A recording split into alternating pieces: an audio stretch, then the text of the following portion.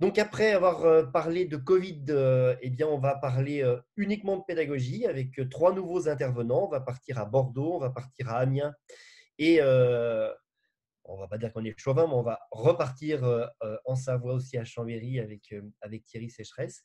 Donc, trois temps pédagogiques différents. On va parler du tout petit, puisque vous savez que vous avez élu au CA de l'Ancesu le docteur Julien No, le responsable du CESU 33 pédiatre, qui va nous parler du tout petit, puisque apparemment les pédiatres et les tout petits, on s'y connaît. Ensuite, à Amiens, eh bien, Benjamin Terrazi nous parlera d'Escape Game. On reviendra à Chambéry avec Thierry Sécheresse. Bonjour, bienvenue, qui nous parlera de TDT. On ne va pas en dire plus pour vous laisser un peu la surprise. Donc, si tout le monde est prêt, merci à tous les trois d'avoir répondu présent à notre invitation. Bon, alors, Julien, il n'a pas bien le choix, mais merci à Thierry et Benjamin d'avoir répondu présent. Et on va commencer par Julien. Céline? Eh bien, donc, on laisse la parole à Julien qui va nous parler effectivement de la prise en charge du tout petit et donc d'enseigner pour rassurer sur la prise en charge du tout petit. On laisse la parole à l'Ouest. Julien No du CHU de Bordeaux, qui est donc pédiatre responsable pédagogique du CESU de Bordeaux et qui fait partie du CA de l'Ancesu. Julien, tu as la parole. Merci beaucoup et bonjour à tous. Donc pour faire la transition avec les présentations précédentes, c'est assez incroyable mais vrai. Les mots vagues et les mots Covid ne sont jamais prononcés dans cette présentation. Donc je vous avoue que j'étais assez heureux quand le comité d'organisation m'a proposé d'aborder le tout petit avec vous. Mais quand j'ai lu le titre en entier, Enseigner pour rassurer, je vous avoue que je me suis interrogé. Rassurer, rassurer qui, rassurer pourquoi. Donc je suis allé voir nos apprenants, nos formateurs, j'ai écouté des tours de table et effectivement, j'ai compris l'intitulé parce que le tour des tables des étudiants, j'ai entendu des retours, des expressions spontanées. Moi, la pédiatrie, ça me fait peur. C'est rare, on en fait quasiment jamais. Je vous avoue que j'ai retenu le mot quasiment. Ils ont raconté des histoires traumatisantes que parfois c'était leurs collègues qui les avaient vécues. Le gamin, ils l'ont pas récupéré. Ils ont aussi dans ce qu'il racontait, essayer de trouver d'autres personnes pour faire le travail des spécialistes. Et j'ai même entendu, moi, j'aime pas les enfants. Bon, alors là, je vous avoue, je me suis tourné vers les formateurs et j'ai écouté aussi les retours des formateurs, pas beaucoup plus sereins. J'ai entendu, je ne suis pas l'expert, la pédiatrie, oui, on en parle, mais on passe assez vite. Bon, généralement, on leur parle que du nouveau-né qui va bien, ou bien je préfère pas faire de mise en situation sur l'enfant. Et ça finit parfois avec notre mode qu'un nouveau-né, nous, il reste à la réserve. Bon, ok. Alors, ces retours, moi, ça m'a effectivement donné envie de réfléchir, réfléchir à comment rassurer pour pouvoir enseigner, mais aussi comment rassurer pour pouvoir apprendre. On a plusieurs familles de situations. Je vous propose qu'on en choisisse une pour illustrer les solutions à cette problématique de la réassurance en formation. Dans les familles de situations assez classiques, avec un certain niveau de complexité, hein, puisque c'est ça à l'origine du problème, mais qu'on retrouve assez souvent dans nos CESU, je vous propose le fil rouge de la présentation, ça soit d'envisager une formation de personnel de SMUR, hein, des infirmiers, des médecins urgentistes qui ont leur expérience de SMUR, qui viennent au CESU pour une formation sur un accouchement inopiné à domicile. Et à l'intérieur de cette formation-là, on va parler du moment où on aborde la réanimation du nouveau-né qui ne s'adapte pas bien à la naissance. Alors pour ça, la base internationale, c'est l'algorithme qui est proposé par l'ILCOR et qui est répété par les sociétés savantes sur la réanimation cardio-pulmonaire du nouveau-né qui ne s'adapte pas bien. Quand on regarde cet algorithme, même s'il est publié et republié, c'est un algorithme assez singulier et qui a ses spécificités bien à lui. Par exemple, si on regarde quelques items de cet algorithme, on voit que si le nouveau-né ne respire pas ou gaspe à la naissance, alors il faut lui ouvrir les voies aériennes et lui donner 5 insufflations initiales. Bon, ça d'accord, mais sans oxygène. Bon, l'oxygène pourra être ajouté, mais en fonction de la saturation et avec des objectifs de saturation qui seront définis en fonction des minutes de vie de l'enfant. Donc ça, c'est quand même quelque chose de très inhabituel dans un algorithme de réanimation cardio-pulmonaire. De la même façon, on peut regarder d'autres éléments de cet algorithme. On voit qu'après les insufflations, on a fait nos 5 insufflations, si le thorax ne bouge pas, on ne débute pas les compressions thoraciques. Qu'est-ce qu'on fait? Il nous est demandé dans cet algorithme de travailler à rendre les insufflations efficaces et d'y passer le temps qu'il faut et d'y mettre l'énergie et les moyens nécessaires pour arriver à ce que ce thorax bouge. Alors non plus, on n'est pas du tout dans les habitudes de réanimation cardio-pulmonaire de l'enfant plus grand ou de l'adulte. Un autre point qui est quand même assez singulier, c'est que quand le thorax se soulève, on peut débuter les compressions thoraciques, mais le cutoff pour fixer cet arrêt circulatoire est défini par une bradycardie inférieure à 60 par minute. Et avec un ratio pour ces compressions thoraciques qui sera différent de l'adulte, bien sûr, mais aussi différent du nourrisson et de l'enfant. Le ratio sera de 3 compressions pour une insufflation.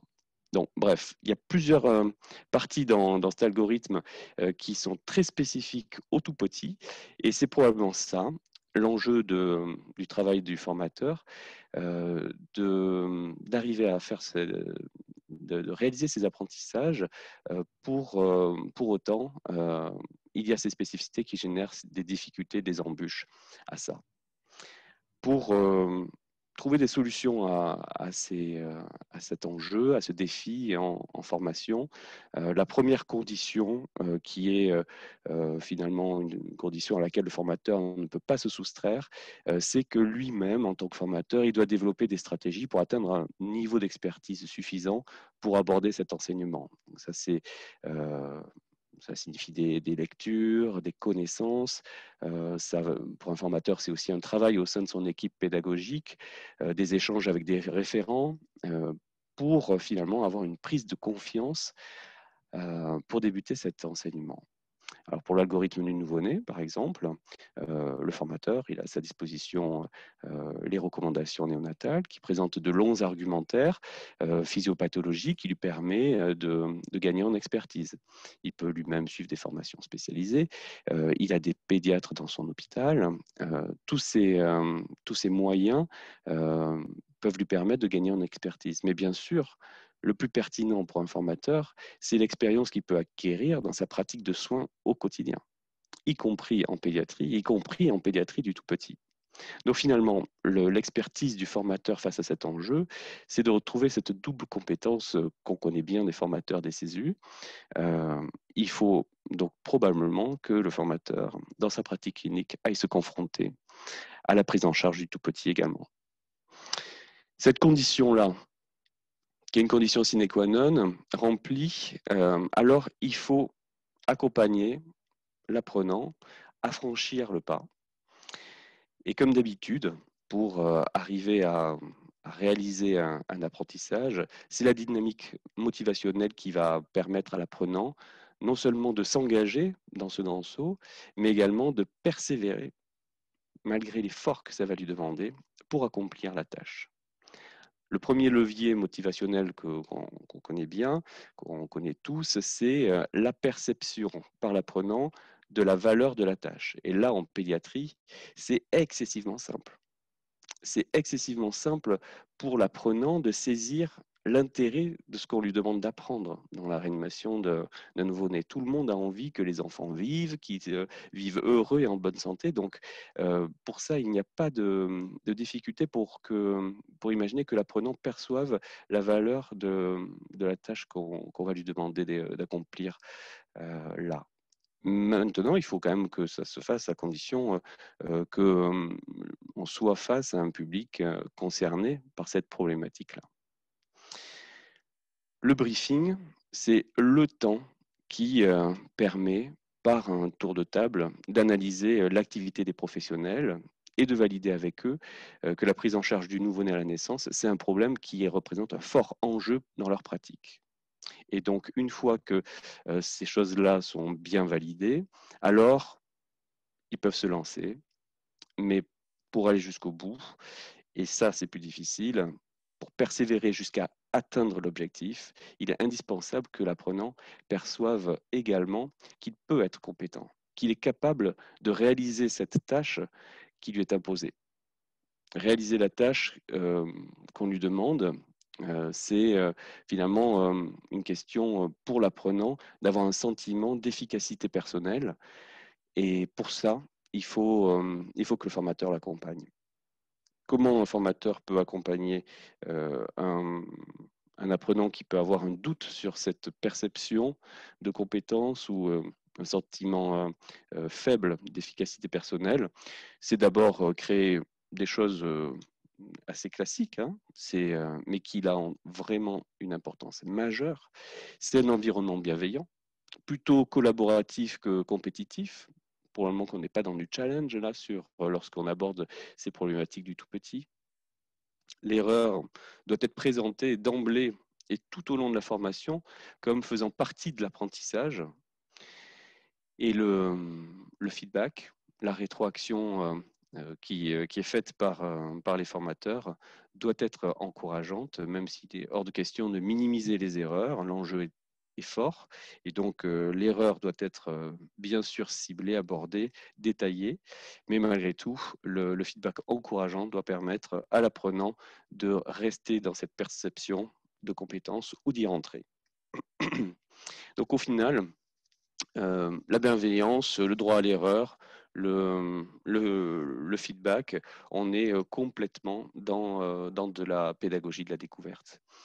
Utiliser des techniques plus transmissives, verticales ou démonstratives, ça rendrait probablement plus difficile à l'apprenant cette perception de compétence.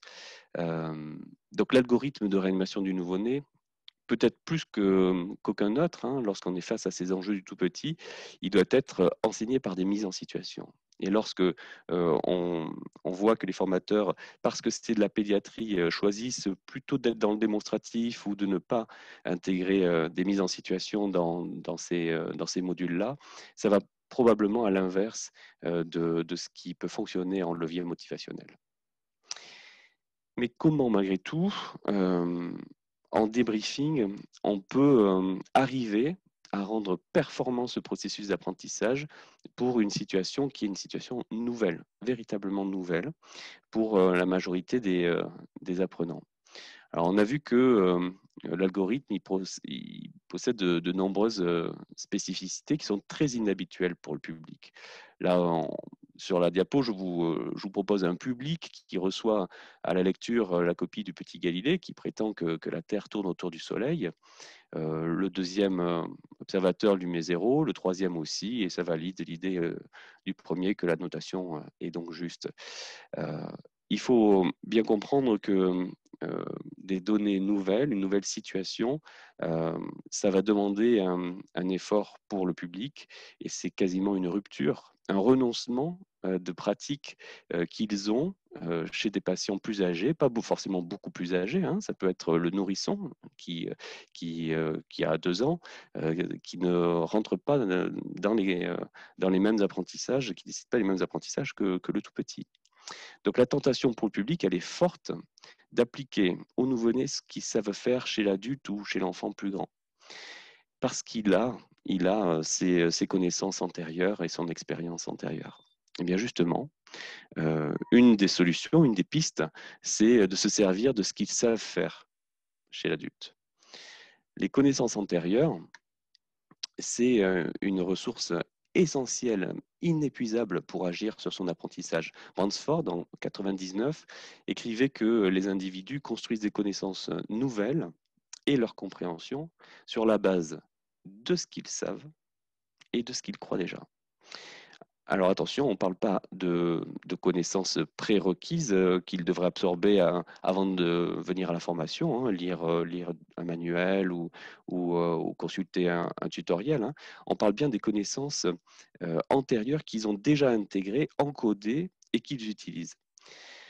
Donc si on revient à notre nouveau-né, la vision qu'on a là, à ce moment-là, c'est qu'on veut que notre mise en situation et notre débriefing servent à l'apprenant pour qu'il traite les données nouvelles qu'on lui donne, qu'il les traite activement pour les transformer en connaissances.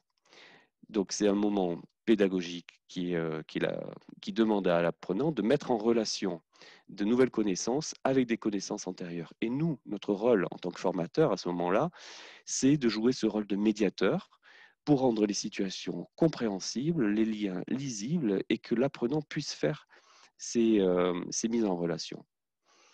Alors ça demande d'abord de les explorer, ces connaissances antérieures, avec des questionnements. Le questionnement, ça peut être un brainstorming en début de module, ça peut être des partages individuels ou collectifs sous la forme de cartographie conceptuelle, comme ici. Ça permet à l'apprenant individuellement et le groupe collectivement d'identifier dans la situation dans laquelle on les plonge quelles sont leurs connaissances antérieures et surtout, sont-elles applicables ou non. Ça permettra d'identifier des connaissances qui sont appropriées, transposables et parfaites, on travaille avec, ou bien que ces connaissances sont inappropriées, voire erronées. Euh, on reprend l'algorithme du nouveau-né, par exemple, la place des compressions thoraciques dans l'arrêt cardio-respiratoire. C'est probablement un enjeu fort que d'identifier que c'est une connaissance non applicable, inappropriée dans une famille de situations du tout petit, que de donner une place première aux compressions thoraciques. Et ces connaissances inappropriées, elles sont justement les plus difficiles à modifier, car elles ont été forgées, elles ont été validées au fil du temps, de l'expérience du professionnel, et elles leur ont donné une solidité, un ancrage extrêmement fort. Et donc le travail du formateur, ça va être maintenant d'arriver à modifier ces connaissances inappropriées une fois qu'elles ont été identifiées.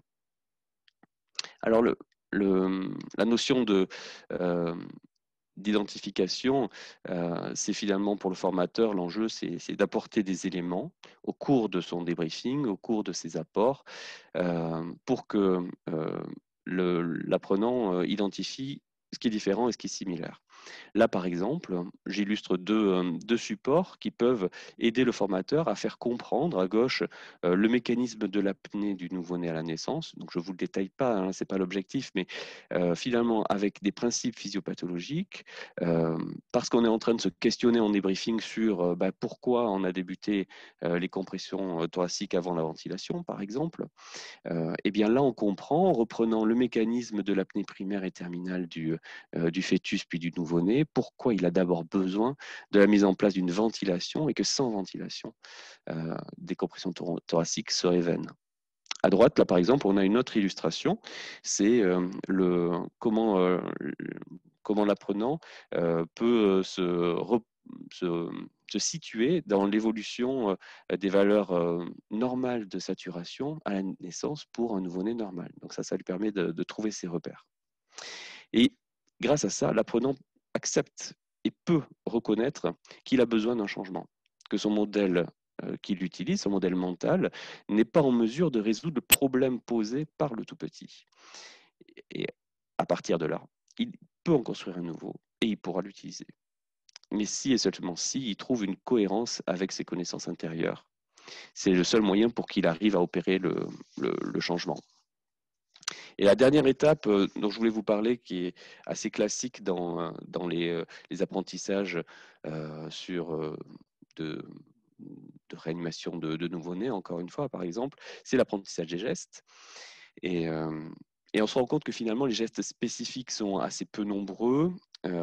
Et donc, l'enjeu là est plutôt de questionner quelles sont les habiletés que possède déjà l'apprenant, qu'il l'utilise d'une façon assez facile parce qu'il les mobilise dans des situations qui sont stables, prévisibles. Alors que là, dans la réanimation du nouveau-né, il doit faire appel à des manœuvres classiques sur les voies aériennes, mais dans une situation qui est moins stable, moins prévisible pour lui, qui fait moins partie de son quotidien. Ouvrir, par exemple, sur ce nouveau-né, les voies aériennes sans faire d'hyperextension, parce qu'on s'adapte à l'anatomie du nouveau-né. Ventiler au bas-vu, oui, mais avec des volumes qui vont être de 15-20 millilitres, des volumes courants à chaque cycle de 15-20 millilitres. Ça nécessite de savoir utiliser les invariants moteurs qui vont être applicables à d'autres âges et qui sont probablement déjà présents chez l'apprenant. Mais par contre, identifier comment moduler certains paramètres qui vont pouvoir permettre de s'adapter et obtenir une réponse satisfaisante sur un nouveau-né. Ça demande identifier les paramètres, une charge mentale, cognitive qui est importante pour l'apprenant. Et c'est là où le formateur peut l'accompagner. Lui permettre de se questionner sur ce qui est invariant et c'est ce qui est à moduler. Et ensuite, petit à petit, de lui permettre de se repérer dans ces invariants pour finalement le faire avec de moins en moins de charges cognitives et que ça lui coûte de moins en moins d'attention finalement de rechercher et de travailler sur ces facteurs, ces paramètres qui modulés.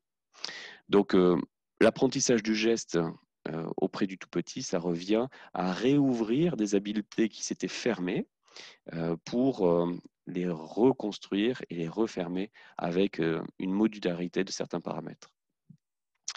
Donc, en synthèse, les éléments de réponse que je souhaitais partager avec vous par rapport à tous les questionnements qu'on pouvait se poser en tant que formateur ou apprenant, enseigner la réanimation d'un nouveau-né à la naissance à des équipages SMUR, par exemple, comme toute formation à la prise en charge de pathologies du tout petit, ça nécessite d'abord que le formateur développe son expertise, qu'il ait recours à finalement ce qu'on sait utiliser, c'est la pédagogie de la découverte. C'est qu'il aide l'apprenant à ancrer ses nouvelles connaissances sur ses connaissances antérieures et qu'il accompagne l'apprenant à réouvrir ses habiletés procédurales. Au final, c'est rien de très difficile, mais en ayant ça en tête, probablement qu'en tant que formateur, on est mieux armé pour répondre aux besoins de l'apprenant. Je vous remercie. Merci Julien. Alors, quelques questions. Merci Julien pour cette présentation qui était très claire. Parmi les questions, on a une question sur l'abord du vécu et des expériences personnelles ou professionnelles. Est-ce que l'exploration du vécu et de l'expérience se fait de la même façon en pédiatrie que sur les autres séquences? On sait qu'une des craintes des formateurs, c'est de se confronter à du vécu difficile chez les apprenants. Et donc, est-ce que ça doit nécessiter de prendre des précautions particulières? Alors, c'est un passage obligé, comme toujours et plus que jamais. Voilà, il faut se confronter à ça. Il faut accepter de prendre le temps et il faut probablement, en pédiatrie plus qu'ailleurs, programmer ce temps-là pour pouvoir aborder et désamorcer des vécus, des charges émotionnelles qui, si on ne les désamorce pas ou si on ne leur permet pas de s'exprimer, vont venir parasiter tout l'apprentissage toute la journée. Pas seulement de l'individu qui les a vécus, mais également dans le groupe. Donc, ce vécu fait partie des enjeux de la pédiatrie. Il nécessite qu'on en parle, il nécessite qu'on les traite. On ne les supprimera pas, on ne les empêchera pas. Il faut savoir y porter l'attention nécessaire. Je crois que c'est vrai toujours en pédiatrie, c'est vrai toujours en formation, c'est encore plus vrai en pédiatrie, mais finalement, c'est une chance en pédiatrie, on sait qu'il va y en avoir. Et donc, on se fait un peu moins avoir que dans d'autres familles de situations. Et une question qui va avec, qui vient de Aurillac du 15. sur le stress des équipes, sur la prise en charge des enfants. Ça va un petit peu avec ce qu'on vient de dire. Est-ce que, avec ton expérience, tu as des idées sur le comment diminuer ce stress des équipes sur la prise en charge du nouveau-né? Là, on nous dit point positif, plus les équipes participent aux formations, plus elles développent des connaissances et des compétences, bien entendu, donc plus le stress diminue. Est-ce qu'il y a d'autres idées? Mais je pense qu'il faut savoir utiliser le stress comme facteur qui fait prendre conscience de la valeur de la tâche. Hein. Je pense qu'il ne faut pas en soi que ça soit empêchant, il faut créer un climat de sécurité. Le stress de devoir affronter ça en tant que professionnel après la formation, je pense que c'est quelque chose qui nécessite un accompagnement au-delà de la formation. Après, le stress de l'affronter en simulation, je pense que ça n'a rien de spécifique finalement par rapport à la pédagogie qu'on utilise sur d'autres familles de situations. Je crois qu'il faut aborder des questions où on peut apporter des réponses avec des outils. Je pense que la gestion des parents, je pense que se confronter à la mort de l'enfant, il y a beaucoup d'éléments qui peuvent être partagés, transmis, des outils qui peuvent être délivrés. Et donc, l'articulation entre ce que la formation peut apporter comme ressources, puis ensuite qui doivent être accompagnés sur le terrain auprès des professionnels, je pense que elle commence par exprimer ses inquiétudes, vérifier qu'on n'a pas des outils et ressources à transmettre à ce moment-là. Tout sauf en tout cas nier ce stress et faire comme si effectivement réanimer un enfant, c'était la même chose que réanimer les patients qu'on voit au quotidien. C'est peut-être Oui, Céline. Oui, non, juste pour répondre à plusieurs interrogations là, qui viennent de passer, effectivement, la prise en charge du nouveau-né n'est pas au programme de la FGSU2. On s'adresse là plus à des formations spécialisées pour des gens qui prennent en charge des accouchements et des nouveau-nés. Eh ben, c'était la même question. Tout à fait. D'accord. Merci Julien, on va passer à la suite pour éviter de prendre trop de retard. Et donc, on va partir à Amiens cette fois-ci avec le docteur Benjamin Terrazi, qui est anesthésiste réanimateur au CHU d'Amiens et qui est surtout un geek, un passionné de jeu. Alors, il a même, pourtant on l'a fait retourner, mais vous voyez qu'il est tellement passionné de geek qu'il a son arrière-plan qui est à l'envers. Moi, je le vois toujours à l'envers. Ah, moi, je l'ai remis à l'endroit. Moi, je le vois à l'endroit. Bon, en tout cas, Benjamin, pas de souci, c'est à toi pour nous parler d'Escape Game. Merci beaucoup. Donc, bonjour à tous. Donc, je suis Benjamin Terrazi, anesthésiste réanimateur au CHU d'Amiens. Je me représente. Je suis également membre fondateur du groupe d'intérêt pour les facteurs humains en santé. Et je vais vous parler de l'Escape Game comme outil pédagogique. Donc, je vais partager mon écran. Tac. Vous êtes normalement chez moi et c'est parti. Alors, avant de démarrer, je vais parler d'un conflit d'intérêts en lien avec ma présentation, puisque je suis président d'une société de formation qui utilise l'Escape Game comme outil pédagogique et qui fait de l'in situ. Voilà. Donc, j'ai décidé de démarrer ma présentation en parlant du jeu, parce que souvent, quand on pense à Escape Game, on pense à jeu, et beaucoup de personnes qui pensent à jeu pensent à l'opposé de travail. Et donc, je vais vous citer une phrase de Henriot que j'aime bien, qui nous dit « Le jeu est sérieux, c'est le moins insignifiant des actes. Jouer, ce n'est pas rien faire et parfois, c'est même travailler plus intensément que dans des situations de travail. » Effectivement, le jeu a la connotation d'être opposé au travail parce que souvent, on procède par de l'indirect, on décontextualise le travail et les apprenants sont dans le jeu et c'est à nous à leur faire réaliser derrière ce qu'ils ont appris par le débriefing. Donc, les avantages du jeu, ils sont nombreux. Il est très, très motivant. Il n'y a pas de contraintes perceptibles comme on peut l'avoir lors du travail. C'est pour ça que souvent, on l'oppose à celui-ci. Il est très spontané.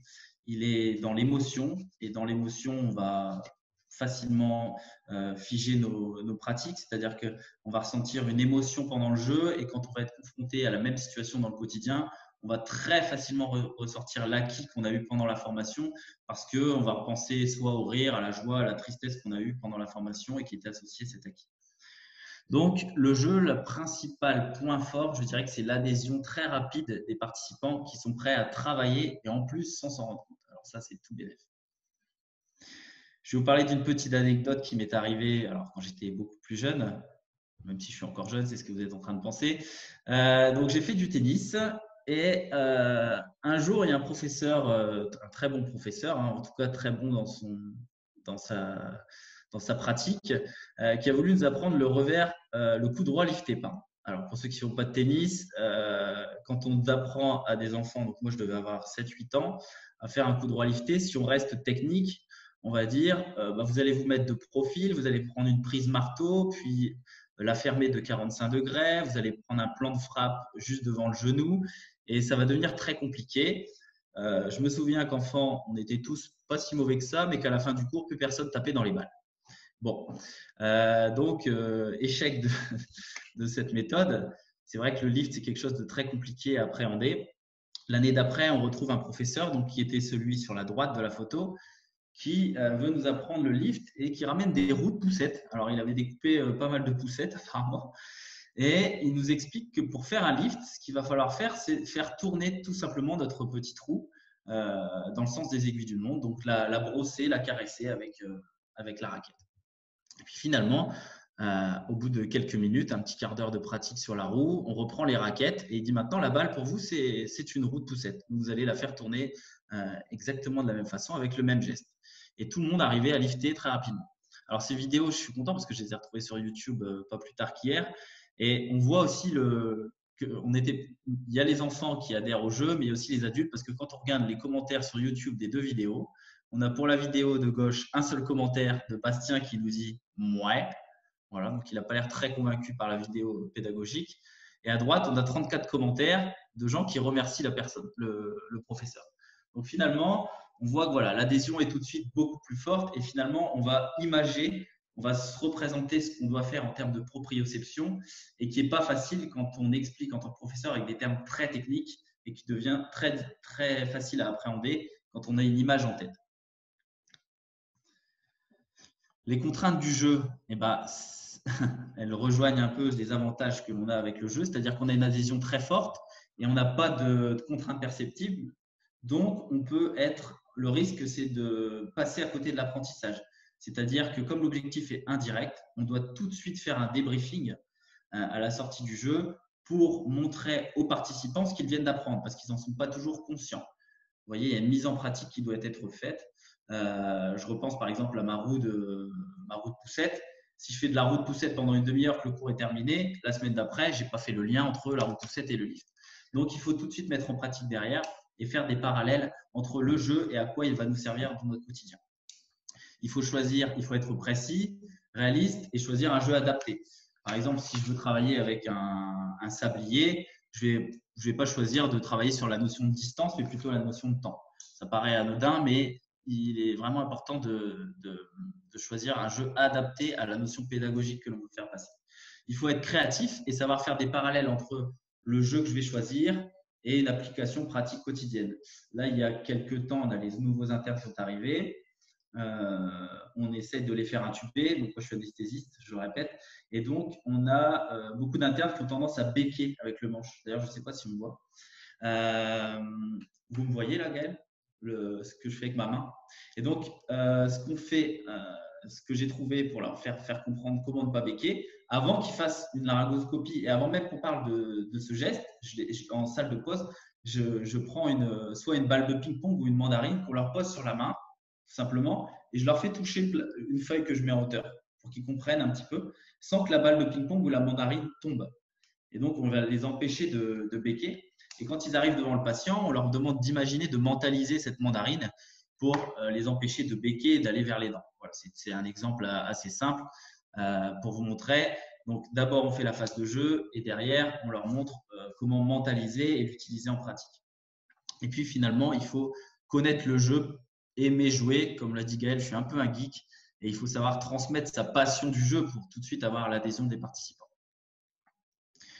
Donc voilà, le point le plus dur pour moi en contrainte, c'est de faire prendre conscience aux participants qui sont en train d'apprendre. Parce qu'on voit dans des sessions d'escape game, par exemple, des gens qui sont, ils sont surexcités à l'idée de jouer. Et quand ils arrivent en débriefing, il faut prendre le temps, les laisser se poser pour leur faire prendre conscience de ce qu'ils ont appris.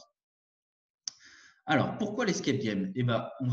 J'ai décidé de vous présenter une définition du jeu de Gilles Brugeler, qui est professeur en sciences de l'éducation, et vous montrer qu'en fait, l'escape game, il répond parfaitement à la définition du jeu, et qu'en fait, c'est le jeu en soi qui nous permet, qui peut être utile pour nos pratiques quotidiennes. Et vous allez voir, alors encore mieux pour les gens qui font du déchocage, du soin d'urgence, vous allez voir qu'il y a plein de similitudes dans le jeu et surtout dans l'escape game, et qu'on va pouvoir faire des parallèles assez simples avec nos situations d'urgence, du bloc opératoire et même des services. Donc la première, il y a 5 points. Je vais démarrer. Donc le point numéro 1, c'est le jeu prend place dans un cadre spatio-temporel donné et implique une métacommunication. C'est tout à fait vrai. Là, je vous ai ressorti des images de sessions de formation qu'on a faites, où on voit qu'il y a un cadre spatio-temporel qu'on a créé. L'escape game, le but, c'est de donner, on plonge les gens dans quelque chose de très immersif. On va les plonger dans une navette spatiale, on va les faire désamorcer une bombe. Donc, ils sont dans un nouveau cadre et ils doivent communiquer avec des éléments qui n'existaient pas dans leur vie avant. Voilà. On va leur faire manipuler des produits qu'ils n'ont pas l'habitude, on va leur faire des équations, des choses dont ils n'ont pas l'habitude et ils vont devoir s'adapter. Donc ça, c'est le premier mot et ils vont devoir créer du lien en équipe. Et finalement, on a une équipe qui est impliquée et qui doit agir rapidement sur une problématique inconnue puisqu'il y a une contrainte de temps. Et moi, ça m'évoque très facilement une salle de déchocage. On a un malade qui arrive, on ne sait pas ce qu'il a. Alors, on a les connaissances médicales, on doit s'organiser, on doit se placer à des endroits de la salle, on doit se répartir les tâches. Ça, c'est de l'escape game et c'est aussi de la salle de déchocage. Et d'ailleurs, regardez comment les gens sont placés dans nos salles et comment ils sont placés dans les salles de soins d'urgence, etc. On est vraiment sur de la répartition de tâches, on est vraiment sur de la communication efficace et donc le parallèle est assez simple à faire. Le point numéro 2 dans la définition du jeu, c'est qu'il n'y a de jeu que si le joueur décide. Alors ça peut être une contrainte de l'escape game, c'est qu'il y a des gens qui viennent qui n'ont pas forcément envie de jouer. Et nous, on le reprend assez facilement en parallèle, c'est-à-dire que pourquoi ils refusent de jouer, c'est intéressant de leur demander en débriefing et c'est aussi intéressant de voir que dans certaines situations de soins, il y a des gens qui restent en retrait d'une équipe et qui ne vont pas forcément se sentir inclus. Donc, pourquoi? Est-ce qu'ils n'ont pas été informés, bien briefés? Est-ce qu'ils se sentent dépassés, stressés, etc. C'est très intéressant d'en discuter en débriefing. Et donc, on se sert de cette contrainte de l'escape game pour amener les gens à une réflexion sur leur équipe. On voit très bien là, à gauche, les participants sont tous ensemble et réfléchissent à l'énigme en équipe. Et à droite, on voit que les participants sont divisés. Il y a même une personne qui est complètement à l'écart. Le troisième point, c'est que dans la définition du jeu, la règle structure le jeu et fait l'objet d'une acceptation collective par les joueurs. Ça, c'est simple dans notre quotidien. C'est les règles avant une intervention, avant de recevoir un malade. Je sais au bloc opératoire, par exemple, qu'on a des transmissions du SAMU très rapidement quand il y a un AVP. On va se préparer, on va faire un briefing, etc. Donc, finalement, on fait le parallèle. Les gens qui ne respectent pas les consignes, par exemple, dans le jeu, dans l'escape game, en débriefing, on peut leur dire qu'est-ce qui se passe quand vous avez chez vous un AVP qui arrive, est-ce que vous faites un briefing, etc. On peut les amener à réfléchir là-dessus. Ensuite, il parle de frivolité, c'est-à-dire que dans le jeu, la chance qu'on a, c'est que comme on décontextualise, on n'a aucun impact sur un patient, on ne se sent pas freiné, on se sent quelqu'un d'autre, on peut proposer, on peut être plus créatif et ça donne l'occasion de se découvrir de nouveaux super pouvoirs, de nouvelles compétences.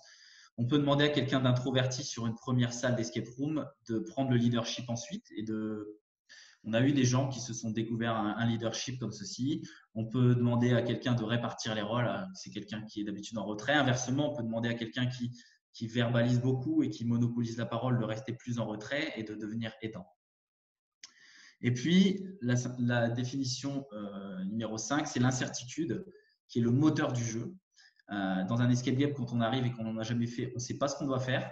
On a une contrainte de temps, on sait qu'on doit aller vite. Ça peut être démotivant et ça peut être paralysant. Et finalement, on va apprendre ici que l'incertitude peut être motrice et non paralysante. Et c'est ce qu'on a parfois dans le soin, dans une situation critique, lors d'un arrêt cardiaque. On voit des équipes, parfois des infirmières qui restent en retrait, des médecins qui sont un peu tétanisés. Et on peut, en débriefing, analyser justement cette attitude et comprendre comment réagir, comment rester efficace en équipe dans un moment stressant. Donc, ce que je voulais vous montrer, c'est que voilà, l'escape game, il est intéressant comme outil pédagogique juste par le fait qu'il est un jeu en fait. Et qu'on peut faire un parallèle très facile avec notre comportement dans le jeu et notre pratique quotidienne. Donc, les avantages, c'est que ça fait travailler une équipe, je vous le redis. Ça propose de résoudre un problème inconnu avec une contrainte de temps. Donc, ça, c'est ce qu'on peut avoir dans les salles de déchocage, dans les salles d'urgence. Et ça décontextualise, ça veut dire qu'on n'a pas de conséquences sur un malade. Comme en simulation, on peut travailler plus sereinement. Ça s'adapte à tous. Le jeu, le but, en tout cas ce qu'on crée, c'est qu'on puisse travailler en équipe pluridisciplinaire, comme on travaille à l'hôpital, parce qu'on a beaucoup de formations qui s'adressent à des catégories professionnelles bien précises, alors que quand on travaille en équipe, on est souvent avec des aides-soignants, des brancardiers, des infirmiers, des médecins.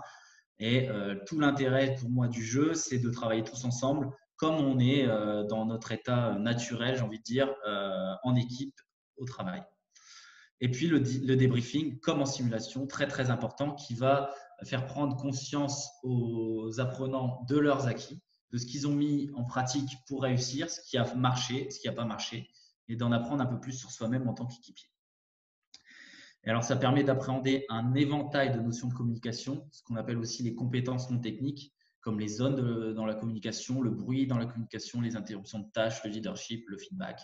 Et ça empêche, oui, c'est le 1 qui est bien de chez nous, d'Amiens, du Nord, qu'on entend dans les salles quand quelqu'un n'a pas compris parce que tout le monde parle en même temps, que j'ai voulu reprendre.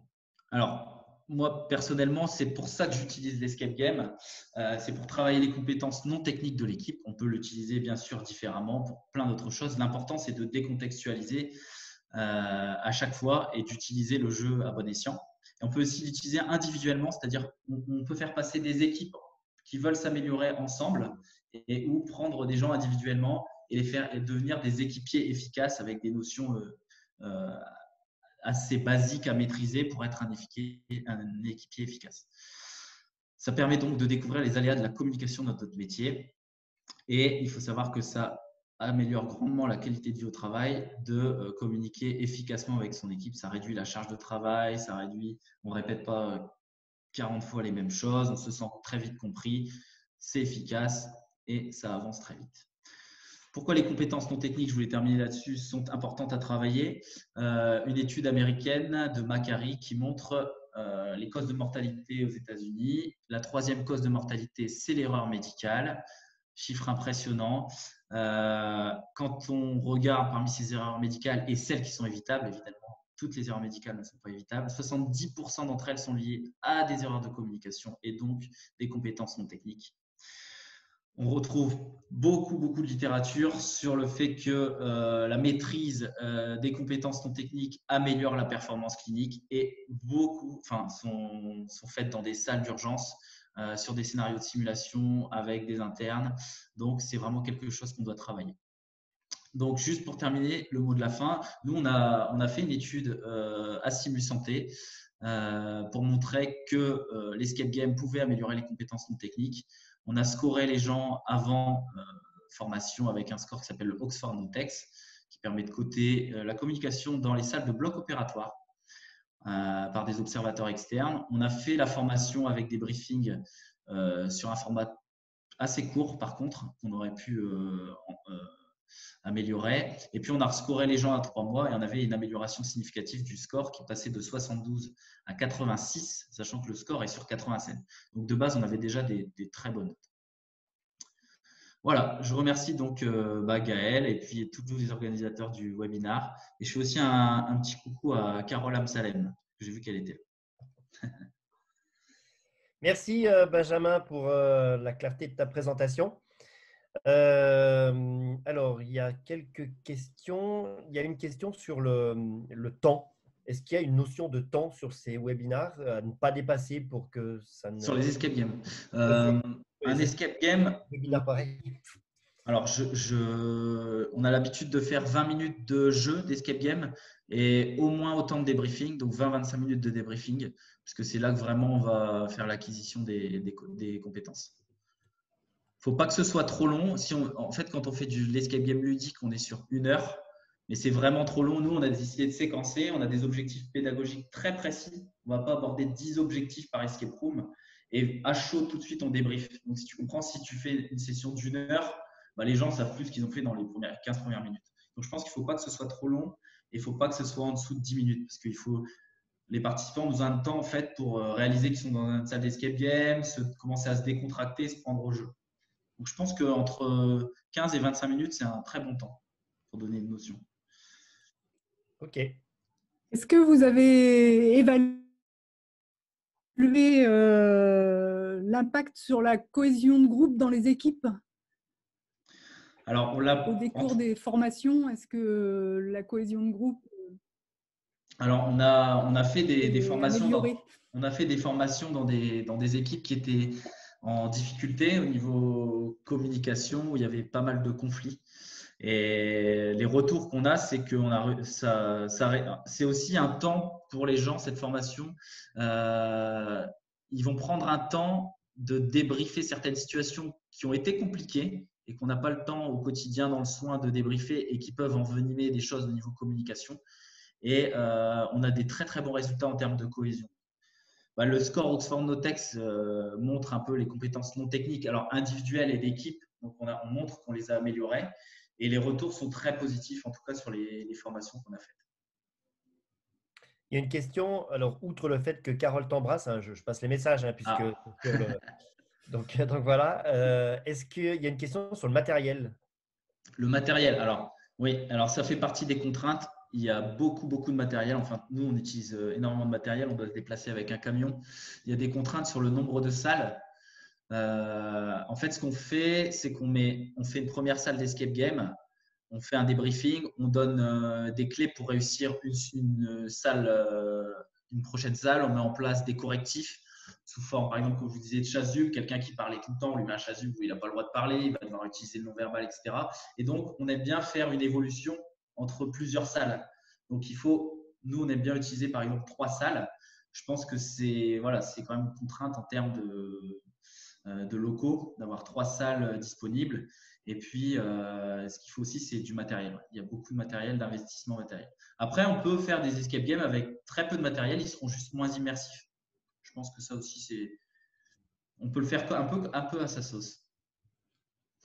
Il y a une question sur le fait d'aborder des notions médicales avec un débriefing technique ou de savoir si c'est uniquement des scénarios dans un cadre ludique.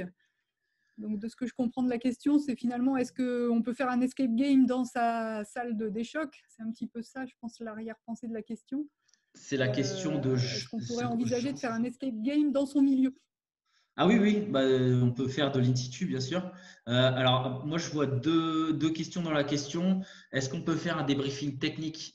Ce qu'il faudrait, c'est… Alors là, déjà, nous, on peut dire qu'on fait un débriefing technique au niveau communication, parce que c'est beaucoup de notions de communication. Et après, technique dans le sens geste technique, effectivement, on peut apprendre à intuber, on peut apprendre à perfuser, on peut apprendre à, je sais pas, faire des ponctions pleurales de manière très ludique, effectivement, en imageant. Alors, c'est toujours, il faut faire preuve de créativité. Comment je vais imager la ponction pleurale avec un jeu et pas directement. Parce que je pense que faire des gestes techniques, dire aux gens, vous avez 20 minutes pour faire une ponction pleurale, mettre un drain thoracique et faire une intubation, l'apprentissage des gestes techniques, il ne va pas être modulé par le jeu. On va juste leur donner une contrainte de temps pour faire des gestes. Donc, ça ressemble plus à une chasse au trésor qu'un escape game. Et puis, juste une dernière qui peut rentrer et un commentaire et une question. Il y avait une question sur la spécificité. Est-ce que c'est très spécifique au bloc opératoire ou transposable? Et puis, en même temps, un commentaire sur… Pour l'avoir vécu et l'avoir créé avec Pierre Paulès à Annecy, on avait fait ça sur une formation de formateurs et notamment un recyclage de formateurs. Donc, je ne sais pas si toi, Benjamin, tu as d'autres expériences sur d'autres choses que le bloc. Ah oui, oui, bien sûr. Le bloc, en fait, on l'a fait que pour l'étude. Et généralement, on intervient dans des établissements type EHPAD, enfin, les médico-sociaux. On peut le faire dans un bloc, on peut le faire partout. Alors, c'est l'avantage de parler des compétences non techniques parce qu'en fait, on les utilise tous en tant que soignant. Donc, c'est très, très généraliste. Et on peut dispenser cette formation à tout type de soignant, en fait, peu importe. Parce que c'est des notions que tout le monde doit avoir dans les services, dans les blogs, dans les déchocs. Et voilà. Parfait. Éric Verne de Nîmes se demande ce qu'on fait quand on n'arrive pas à sortir de la salle. Eh bien, on reste dans la salle Voilà. jusqu'à ce qu'il y ait à manger et à boire. On Voilà. appelle les pompiers. Benjamin, peut-être juste avant de te laisser la Oui. parole à Thierry, je sais que tu es un passionné du Covid et que tu as peut-être juste un petit truc à nous faire voir. Ah oui, si vous ne connaissez pas, donc c'est très gentil Gaël, on a créé une petite application. Alors, je vous montre ça. Ah oui, je ne suis plus en partage d'écran. Qu'on a créé pour le Covid, qui résume sous forme de fiches pratiques un petit peu tout ce qu'on retrouve dans tout ce qui a été publié par les sociétés savantes sous forme de fiches pratiques. Donc le site, il est là. Je vous montre. Donc ça a été fait par des soignants, pour des soignants hein, vraiment. Donc ça se présente comme ça. Il y a plusieurs onglets. Un onglet médecine, établissement de médico-sociaux, un onglet hospitalier où on a à la fois le côté en salle et le côté réanimation.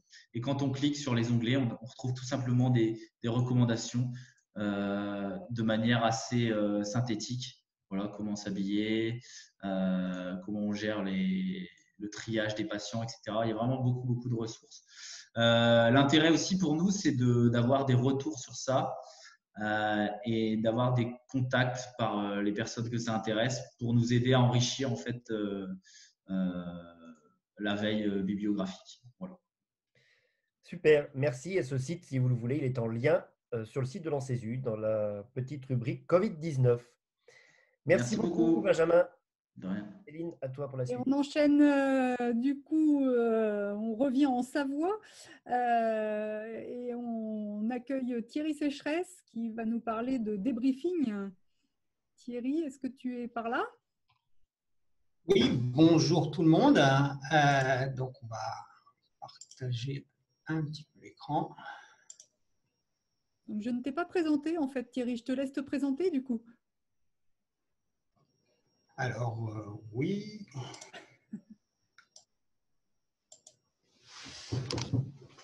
Voilà, donc bienvenue. Alors, je suis désolé, les problèmes techniques ont fait que je n'ai pas l'écran, le fond d'écran en CESU derrière moi.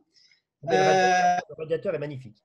Mais voilà, alors au-delà du radiateur, il y a la fenêtre, puisque vous savez qu'on devait être aujourd'hui à Chambéry.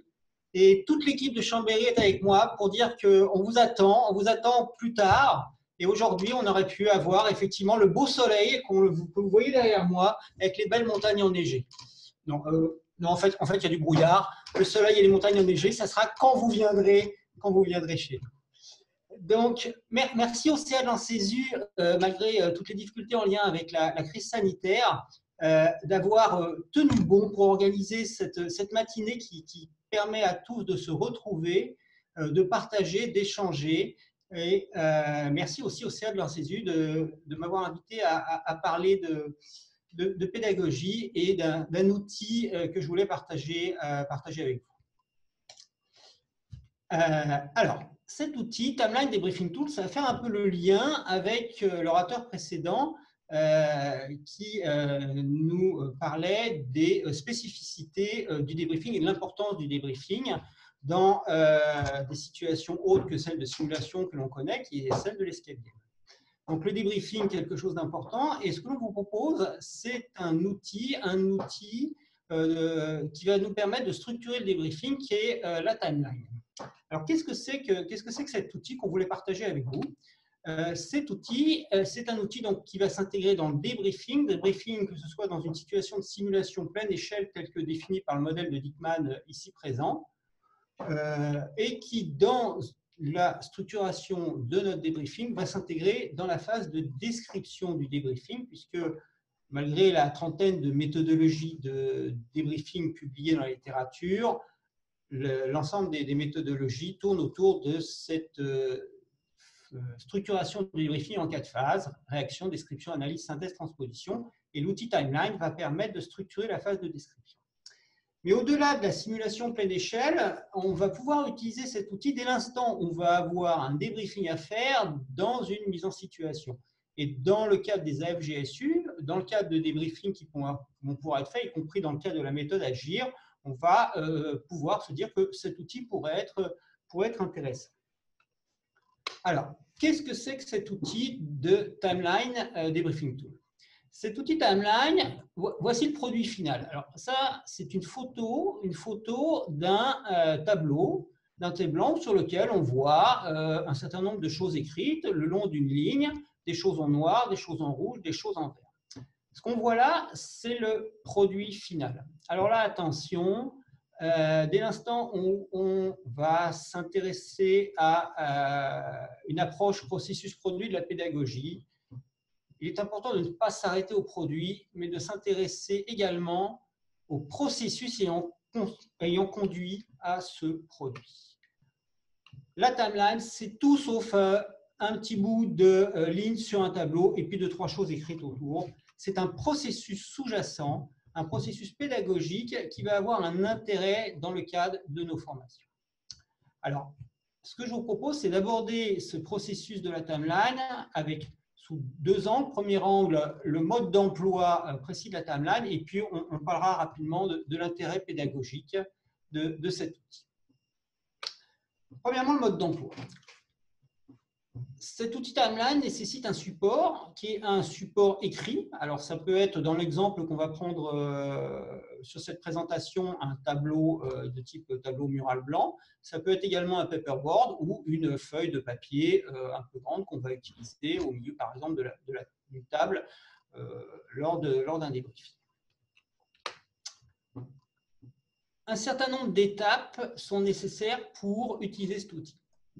Donc, si l'on se place dans une situation de débriefing après une situation de simulation pleine échelle, les apprenants, les formateurs sont par exemple tous assis autour d'une table et le formateur va se lever, va se mettre devant le tableau, sur la partie droite du tableau et va tracer une flèche sur la partie droite du tableau et poser une question précise: comment était le patient à la fin de la mise en situation?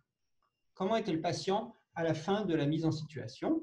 Et en fonction des réponses des apprenants, il va noter sous cette flèche un certain nombre d'éléments, précis, notamment des paramètres vitaux, fréquence cardiaque, une tension à 110/52, etc., etc.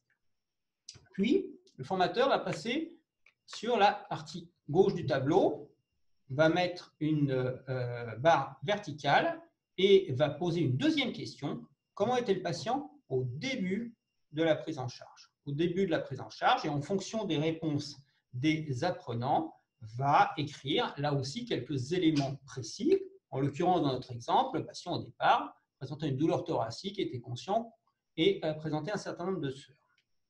Ensuite, notre formateur va tracer sur le tableau une ligne horizontale entre le début et la fin.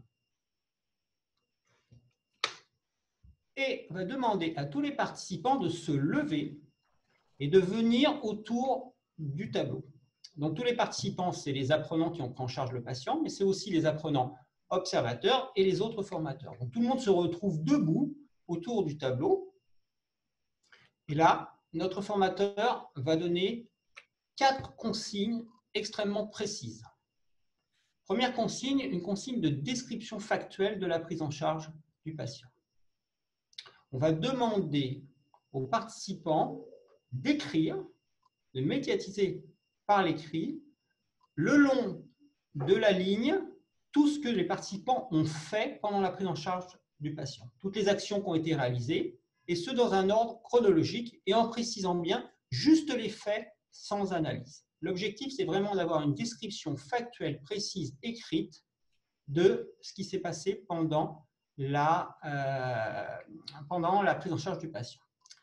Deuxième consigne, que l'on pourrait qualifier de motivationnelle, c'est de préciser un petit peu les choses. On n'était pas dans la tête des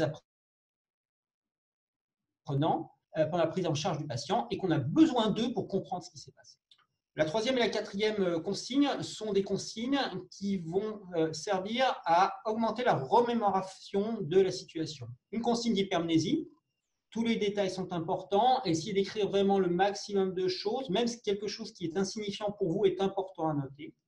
Et une consigne de remise en contexte mental, si les apprenants, à un moment, ne se souviennent pas, remettez-vous dans la situation, pensez ce que vous avez dit, ce que vous avez fait, ce que vous avez entendu, etc. Le formateur fait alors 2 pas en arrière et donne le stylo aux apprenants qui vont noter les différentes actions sur le tableau. C'est ce qui est écrit en noir sur la diapositive ici présente. Donc, ils vont écrire tout ce qui s'est passé tout au long de l'action. Que fait le formateur pendant que les apprenants écrivent? Le formateur, il est extrêmement présent. Il est extrêmement présent sous forme de soutien verbal.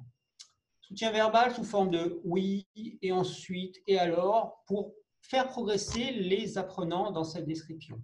Soutien verbal, mais aussi soutien non verbal, un hochement de tête, un regard, une gestion de silence qui vont permettre aux apprenants de progresser dans la description. Une fois de plus, on le rappelle, c'est une description factuelle.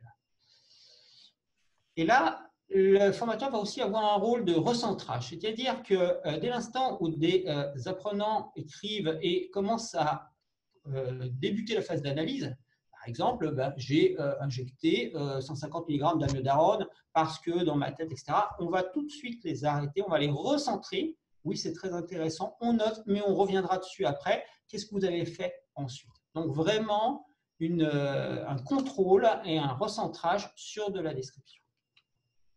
Une fois que nos apprenants ont fini d'écrire, sont arrivés à la fin de la mise en situation, on va demander aux apprenants, par exemple, si on a des apprenants observateurs, de compléter éventuellement d'un point de vue factuel.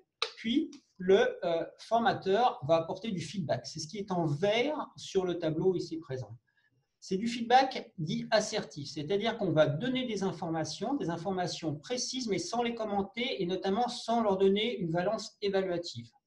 Si on prend l'exemple du no-flow en bas, on va simplement noter qu'il y a 2 périodes de no-flow et de façon très précise de 30 secondes et 20 secondes ou des feedbacks de timing en haut. Par exemple, l'arrivée du médecin à 2 minutes 32 ou l'injection d'une dose amiodarone à 8 minutes 12. Donc vraiment des choses extrêmement précises en termes de feedback. Une fois qu'on a donné ces feedbacks, avant de passer à la phase suivante qui est la phase d'analyse, on va préciser de manière explicite les objectifs. Préciser de manière explicite les objectifs, ça veut dire qu'on va déjà commencer par demander aux apprenants est-ce qu'il y a des éléments sur cette prise en charge dont vous voulez parler de façon importante. En demandant aux apprenants, outre le fait de jouer sur la motivation des apprenants, on va comme cela débusquer, on pourrait dire, un élément qui pour nous pourrait ne pas paraître important, mais qui pour les apprenants, tant qu'on n'en aura pas parlé, les focalisera sur cette chose-là et les empêchera d'aller sur d'autres choses. Une fois qu'on a fait cette étape, on va poser explicitement et clairement les objectifs et les éléments que l'on va aborder. Je vous propose que l'on aborde les éléments suivants, comme la posologie des drogues. Dans l'exemple, il s'agit d'une prise en charge d'un patient en fibrillation ventriculaire, comme l'algorithme ou comme le leadership. On peut utiliser aussi l'outil timeline, c'est-à-dire la représentation graphique, en mettant en avant un certain nombre d'éléments. C'est ce qui est en rouge, ce qui est entouré en rouge sur l'exemple. Si on prend les 2 périodes de no-flow, on pourrait dire j'aimerais qu'on revienne sur cet élément-là, et on entoure en rouge la période de no-flow et cet élément-là. Cela permet ensuite une transition vers la phase d'analyse. On retourne par exemple autour de la table et on va débuter la phase suivante du débriefing, qui va être la phase d'analyse. Alors, maintenant qu'on a vu le mode d'emploi, et vous voyez, c'est un mode d'emploi qui est extrêmement précis, avec des consignes très précises, quel est l'intérêt de cette table? Alors, premier intérêt, en termes de gestion du groupe, en termes de dynamique de groupe, ça permet de bouger, ça permet de se lever, ça permet de changer de position, ça permet une participation active de tout le monde.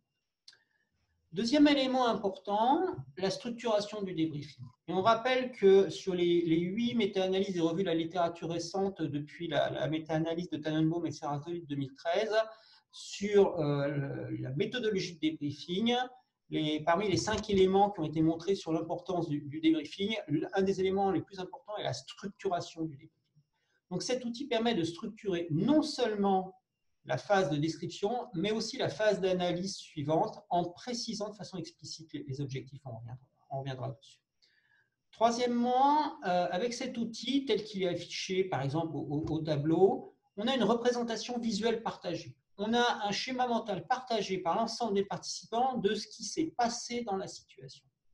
Et ce schéma mental, cette représentation visuelle, elle va nous servir de base pour après analyser ce qui s'est passé, pour aller dans le qu'est-ce qui a fait que on a eu tel élément dans la phase de description et tel élément qui s'est passé dans la prise en charge du patient.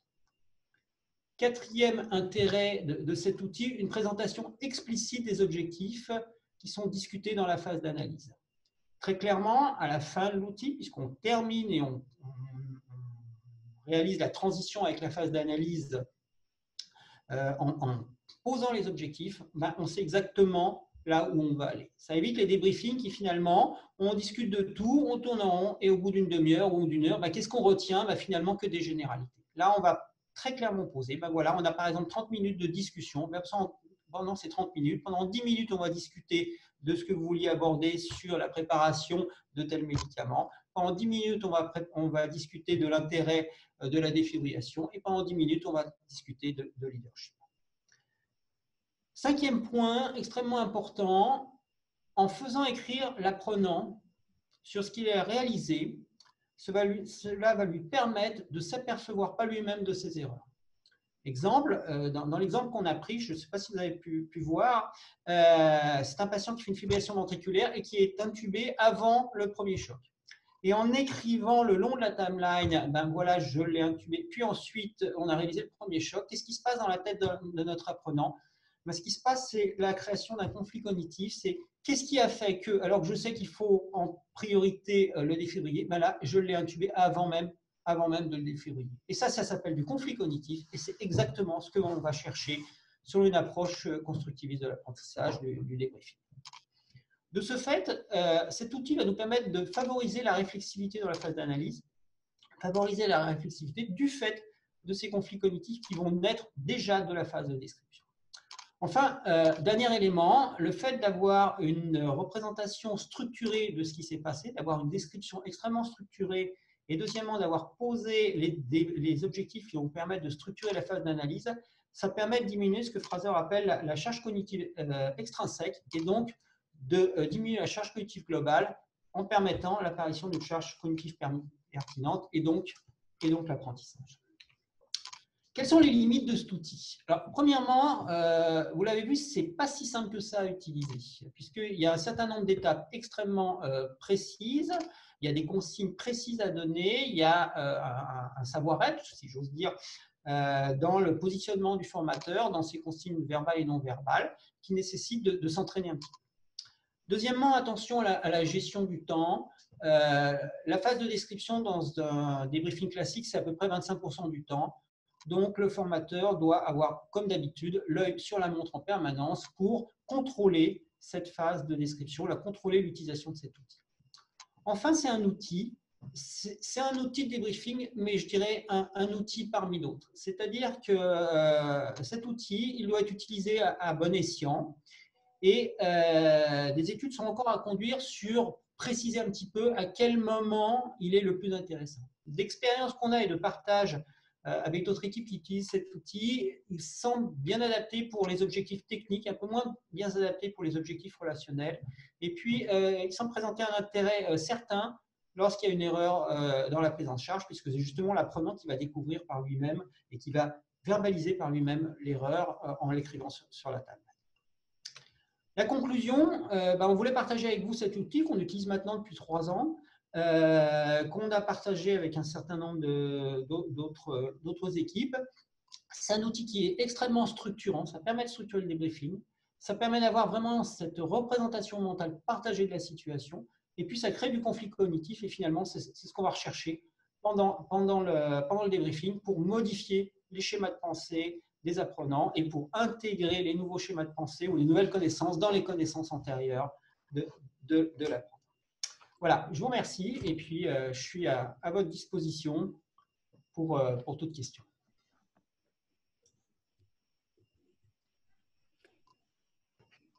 Merci Thierry pour cette intervention très claire et qui apporte du coup un nouvel outil, comme tu l'as dit toi-même. Je regarde s'il y a des questions. Moi, j'en ai pas de ce côté. Ah, une qui arrive là maintenant. Non, c'est un commentaire. Alors, toutes les présentations, il y a plusieurs questions sur ça. Toutes les présentations, le webinaire est enregistré. Et il sera mis sur le site de l'Ancesu dès cet après-midi. Donc, vous pourrez revoir ça sans aucun problème dès cet après-midi. Pas de questions, il n'y a que des félicitations, Thierry. Bel outil, Ouais. tout est clair, belle présentation. Donc, il n'y a pas de questions particulières. Céline, tu en as, toi? Non, il y a juste une remarque sur une équipe, alors je ne sais pas qui c'est, mais qui nous dit qu'ils utilisent un outil, mais plutôt uniquement une trame chronologique écrite par le formateur et qui sert, je pense, à structurer l'analyse pendant le débriefing et qu'ils utilisent en synthèse en surlignant les éléments clés. Voilà un autre commentaire qui dit que tout se base sur le raisonnement clinique. En tout cas, les méthodes de débriefing sont multiples et le sens commun est avant tout le raisonnement clinique. Je pense qu'on est tous d'accord là-dessus et qu'effectivement, c'est un bel outil que tu nous présentes pour pouvoir, encore une fois, aller explorer ce genre de choses. Ben, s'il n'y a pas de questions, merci mille fois Thierry. Merci beaucoup à Benjamin qui va vite aller consulter. Merci à Julien qui ne va pas quitter bien longtemps parce qu'on va le retrouver dans pas longtemps. Comme on a pris du retard, ce qui n'est pas du tout étonnant, qu'il est 11h22, je vous propose une petite pause de 8 minutes. Comme ça, on fait un retour clair à 11h30. Dernière partie. Alors, vous êtes énormément, plus que… Enfin, ça nous fait plaisir, presque 300, parce que vous étiez 207 branchés tout à l'heure et vous êtes 87 si on compte toutes les personnes qui nous ont dit être plusieurs devant vos écrans. Donc, mille merci à vous. Donc, on espère garder les 300 pour tout à l'heure. Un petit café, un petit pipi pour Véronique. Et on se retrouve à 11h30 pour la suite du webinaire. Merci à tous. Merci beaucoup.